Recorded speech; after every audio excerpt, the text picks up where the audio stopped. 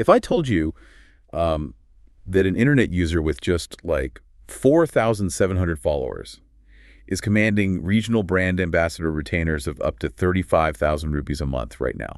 You'd probably assume the data was flawed, right? Exactly. So, Or, yeah. some kind of scam. I mean, we're so conditioned to think the creator economy is this winner-take-all landscape. Yeah, where you need a viral TikTok moment or 1 million followers to even, get past the bouncer. Right. But today, we are looking at the exact math that proves the hyperlocal micro-influencer economy is vastly more lucrative and accessible than the mainstream narrative suggests. Oh, absolutely. We've got our hands on a highly specific real-world case study from Right.As. It's an influencer employability analysis focusing on a creator named Anil Akv, based in India. And our mission for today's deep dive is to deconstruct exactly how much an audience of just, a few thousand people is actually worth in the year 2026. Yeah, and that hyperlocal focus changes all the standard marketing rules we're used to, doesn't it? It really does.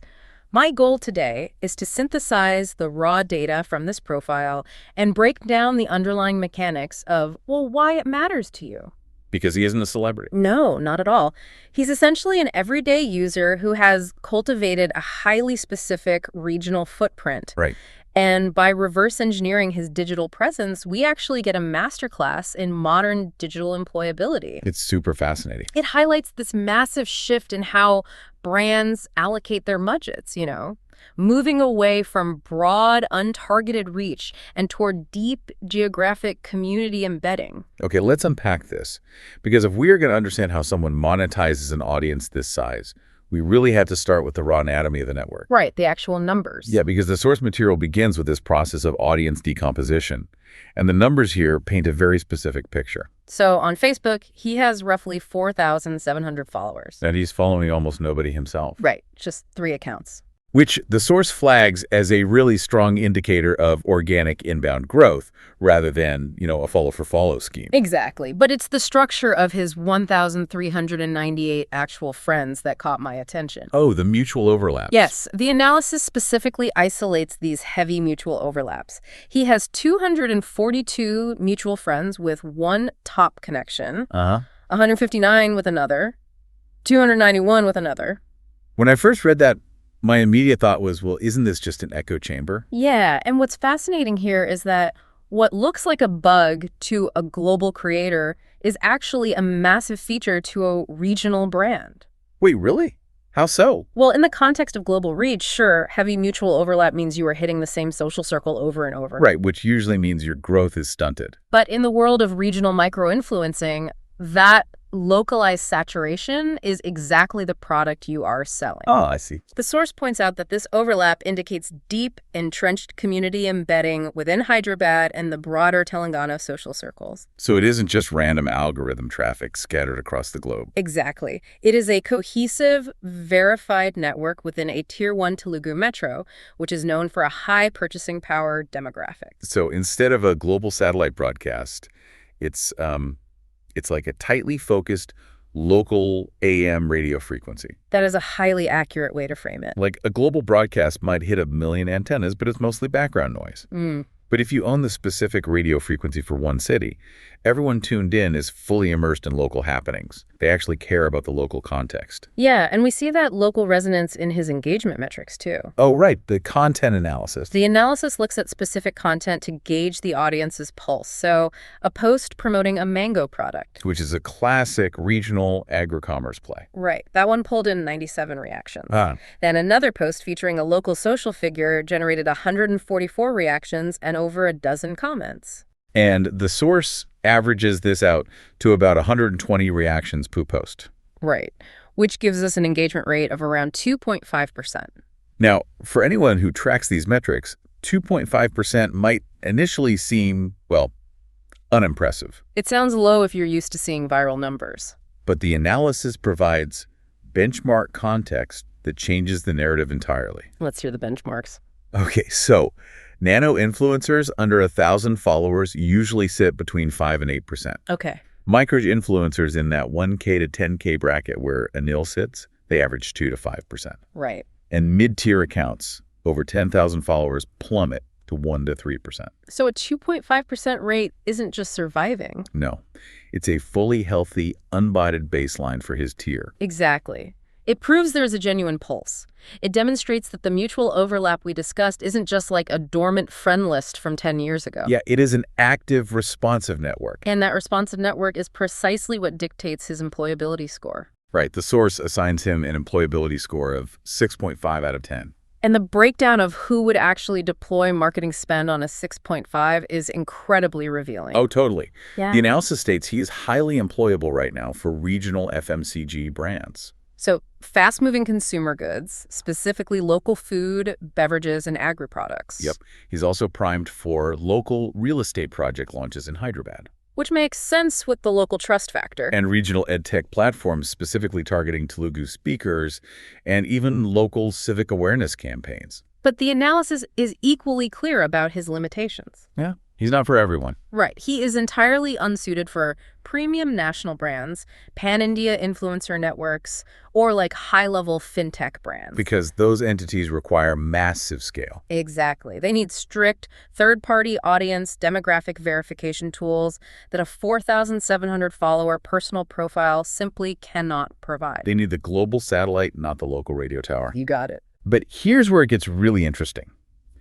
Because the source actually maps out the 2026 Indian market pricing for this exact level of influence. Yeah, this is the opaque behind-the-scenes data that nobody ever publishes. Right. So a single sponsored static post on a profile like this is currently commanding 2,000 to 5,000 rupees. Wow. And if the brand wants video, a reel pushes that to 4,000 to 8,000 rupees. That's a solid jump. A standard 3-post campaign package runs 10,000 to 20,000 rupees. And if a local brand puts him on a monthly retainer as a regional ambassador, This is the crazy part. yeah, that's 15,000 to 35,000 rupees a month. If we connect this to the bigger picture, we have to look at the underlying media buying logic. Okay, let's break that down. The source notes that the standard CPM, the cost per thousand impressions for Indian micro-influencers on Facebook, hovers between 80 and 150 rupees. But with Anil's 2.5% engagement rate, his effective, highly engaged reach is probably only 500 to 800 users per post. I have to challenge the economics on this, though. You're saying a local real estate developer is willing to pay 5,000 rupees for a static post that only engages 500 people. That sounds steep. And frankly, the source itself throws a wrench in these numbers. They explicitly point out that Facebook personal profiles suffer from friend request inflation. Right, people indiscriminately accepting requests over the years. Exactly. So they estimate his actual organic reach could take a 30% haircut, dropping his engaged audience down to maybe 350 to 500 people. Which is really small. Yeah. If I'm managing a brand's marketing budget, paying thousands of rupees for a few hundred eyeballs seems like a terrible CPM. Well, it would be a terrible CPM if you were buying programmatic ads, but you aren't. So what are they buying? You are buying high-trust, frictionless targeting. The source defends this valuation in their self-check phase by breaking down the mechanics of regional ROI. Okay, walk me through that. Let's take your real estate developer example. If they spend 5,000 rupees on Facebook's native ad platform, they might reach 10,000 people across the state. But with zero inherent trust. Exactly. By paying Anil, they are reaching 400 people who live within a 10-mile radius of the new development. Oh, wow. People who already have a parasocial relationship with the person delivering the message. So the trust is already built in. Right. In high-friction purchases like real estate or local edtech, a warm recommendation to 400 local professionals converts at a drastically higher rate than a cold ad shown to 10,000 strangers. That makes total sense. It's the difference between cold, outbound marketing and a warm introduction at a networking event. Yes. You pay a premium for the warmth of the introduction. Wow. Okay. Precisely. And there is an additional mechanism propping up his valuation, the Meta-verified blue tick. Oh, interesting. In the micro-influencer tier, the verified badge is no longer just a vanity metric. It is a financial risk reduction tool. So it actually affects the bottom line. Oh, for sure. The source notes it allows creators to charge a 15 to 20% premium over unverified peers. Because it proves they're real. Exactly. For a local FMCG brand that might be dabbling in influencer marketing for the first time, handing over 20,000 rupees is scary. Yeah, you don't want to get scammed. The blue checkmark signals that Meta has authenticated the user's government ID. It provides a baseline of brand safety that justifies the higher rate. Okay, so the valuation is robust, and the monetization mechanics are clearly there to support a very healthy side revenue. Yeah. But the analysis isn't just a victory lap. It brutally dissects why he is stuck at a 6.5 out of 10. Right. There's a ceiling he's hitting. If he wants to scale this operation, the source identifies a fatal flaw, which they call his niche gap. This is like the most critical vulnerability in his entire profile. Right. His bio positions him as an entrepreneur. But his content feed is suffering from a severe identity crisis. Yeah, he's posting personal business philosophy, but then pivoting to regional political news and then shifting gears again to promote a mango e-commerce product. He is entirely diluted. Think of it like walking into a restaurant and seeing sushi, wood-fired pizza, and tacos on the same menu. Your immediate psychological assumption is that none of it is going to be excellent. Exactly. When a brand allocates budget, they are looking for the highly specialized omakase experience. They want to know exactly what flavor of audience they are buying. Right. If a brand is sifting through a database of 5,000 follower accounts, why would they choose the generalist over an account dedicated entirely to Hyderabad startup culture? Or an account entirely focused on Telangana agriculture, right? Exactly. They wouldn't. The generalist always loses the direct pitch. And this is exactly why the source pivots from analysis to a highly regimented growth playbook. Oh, the roadmap. Yeah, they provide a chronological roadmap designed to fix the niche gap and aggressively monetize the profile. The playbook is fascinating because it's so tactical. So week 1 and 2 are entirely dedicated to niche lock-in. The directive is simple. Stop straddling lanes. He has to definitively choose either entrepreneurship and business or regional lifestyle. Because until he establishes a singular vertical, no brand will trust his conversion metrics. Right. Once that identity is locked, month 1 focuses on algorithmic reality.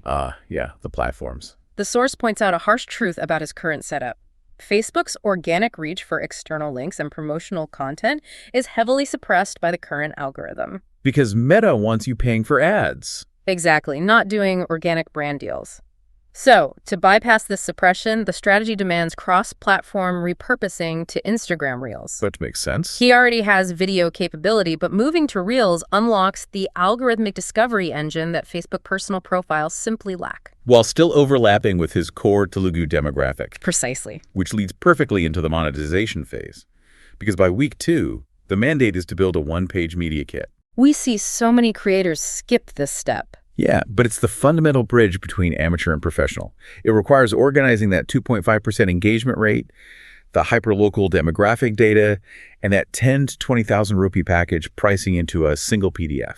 And the mechanics of what happens next is where the actual revenue is generated. Right. Months 1 and 2 are dedicated to direct cold pitching. Okay. The source advises him to identify 3 local Hyderabad businesses, say a burgeoning restaurant, a local tech startup, and a regional retail brand. And the psychology of that cold pitch is crucial. Absolutely. He's not emailing them saying, I have 4,700 followers, pay me. No, that never works. Right.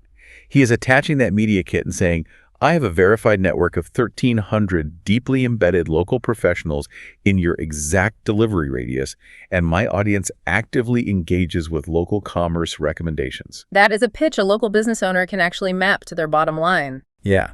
And if he converts just 3 of those pitches a month, he is generating up to 60,000 rupees in recurring revenue. From there, the playbook sets a 3 to 6 month horizon to hit the 10,000 follower threshold. The magic inflection point. Exactly. The source defines 10K as the exact metric where automated platform monetization features activate.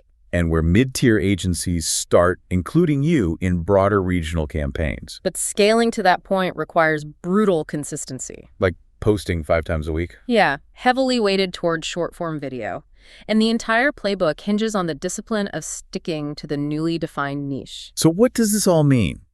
We've looked at the raw infrastructure of a hyper-local network, analyzed the premium that brands will pay for local trust over global reach, and deconstructed the playbook for scaling a personal profile into a professional media asset. It's a lot to take in. It is. But for you listening right now, the takeaway extends far beyond the Telugu micro-influencer market. This analysis is a mirror for your own digital footprint. Absolutely. Whether you are consulting, freelancing, or building a brand, the currency of the internet isn't volume anymore, it's specificity. Do you have a niche gap? Are you offering the digital equivalent of sushi and pizza, hoping to catch everyone, but ultimately convincing no one? This raises an important question, though, and it touches on the absolute bleeding edge of where this economy is heading. Oh, okay. Where's it going? We discussed the algorithmic suppression on public platforms like Facebook and the necessity of moving to Instagram Reels for discovery. Right. But as all public algorithms increasingly choke organic reach to force ad spend, will the future of the influencer economy abandon public feeds altogether? Wait, abandon them completely? We are already seeing the earliest indicators of a massive migration toward dark social. Like closed groups? Exactly. Closed, invite-only WhatsApp communities or private Telegram channels. Oh, wow. In those environments, you aren't dealing with the 2.5% engagement rate. You are dealing with push notifications where open rates routinely exceed 50%. That's insane. Right. If hyperlocal intimacy and high-trust conversion are what brands are actually willing to pay a premium for, the ultimate endgame might not be public follower counts at all. It might be entirely invisible to the public internet. That is a staggering paradigm shift. It really is. We're moving from an economy based on how many people casually scroll past your face to how many people actually allow your text messages onto their lock screen. It completely redefines the concept of influence. Well, that brings us to the end of our deconstruction. As you head into your week and assess your own projects, take a hard look at the metrics that actually drive your goals. Are you chasing vanity numbers in a global broadcast, or are you cultivating a highly tuned, deeply engaged local frequency? Close that niche gap, and we will catch you on the next deep dive.